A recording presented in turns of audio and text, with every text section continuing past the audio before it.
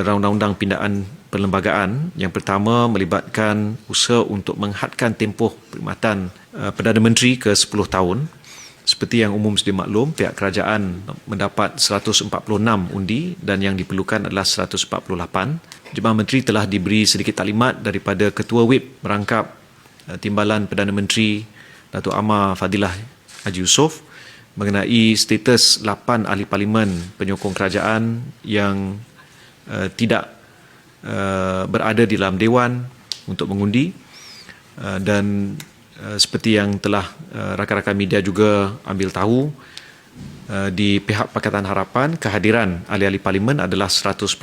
8 ahli parlimen telah dinyatakan siapa mereka, dan masa yang sama Jemaah Menteri pada hari ini telah membuat keputusan bahawa undang-undang tersebut akan dibawa semula dalam sidang mesyuarat yang berikutnya sekitar bulan Jun. Kita berharap dan akan berusaha untuk memastikan ahli-ahli parlimen kerajaan memberi sokongan penuh, hadir dan mengundi untuk meluluskan pindaan perlembagaan yang sangat penting ini.